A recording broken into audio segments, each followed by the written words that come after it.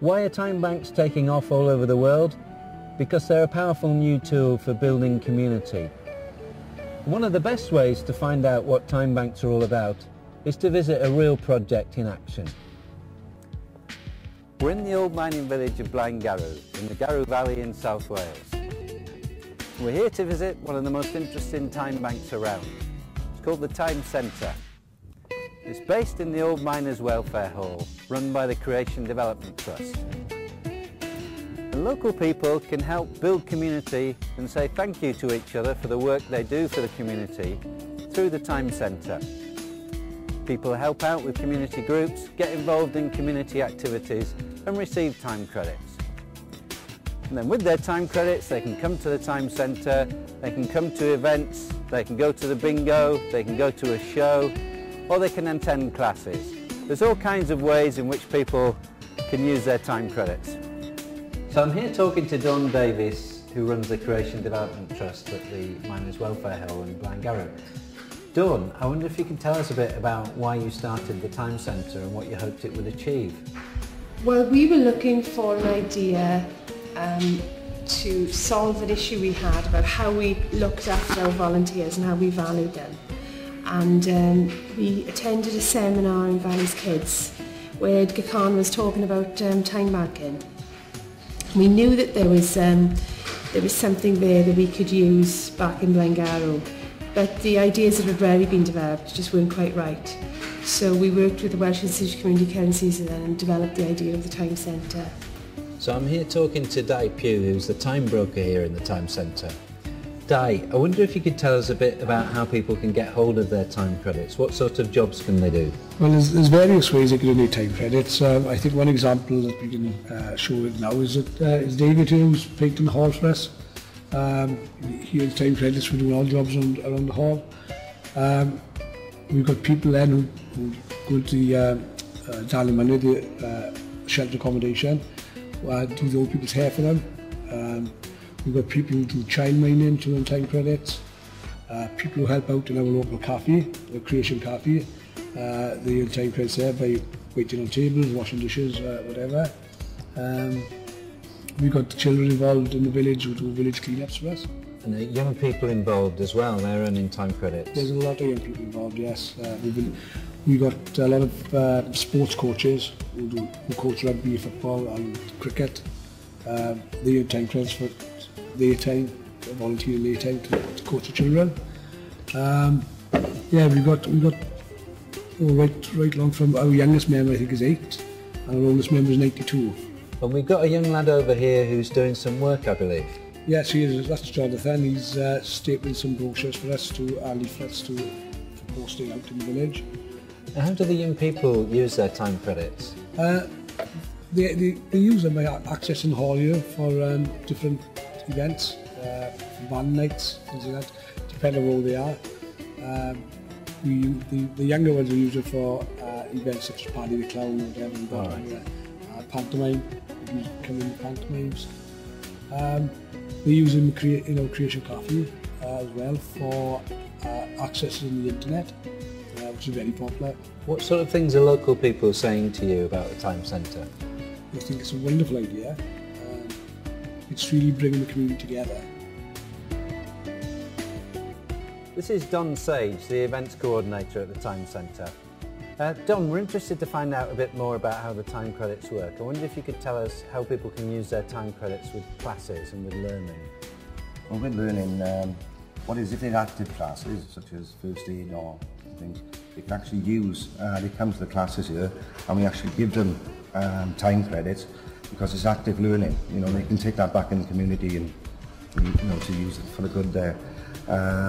With other classes then that we put on, they can actually use their time credits to come in and pay for their classes with the time credit. Now, I picked up your latest programme in the reception there, and there's a whole range of events going on here, lots of social activities. Will you just tell us a bit about those, Don? What's going on in the hall? Yeah, well, we try to cover for all ages, from the old to the young.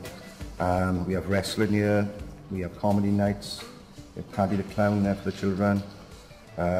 We've also had a local pantomime group who comes in and does a pantomime for a week due in January, and it's just great. People are coming along, they're using the time credits to come in, and they either pay cash or time credits. And you've also got events going on outside the hall here in other places in the community. Yes, that's right.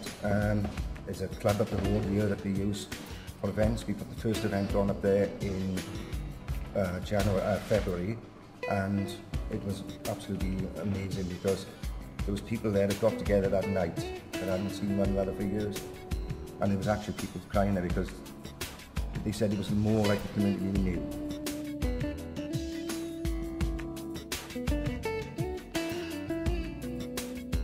But what's great about the Time Centre is it's not just about what's going on in the hall. The Time Centre is extending its activities out into the whole community.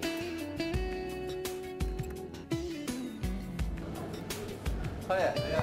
Do you take time credits here? We take time credits. Oh right, okay, good. Well, I'll have a meal of the day, please. That's no problem.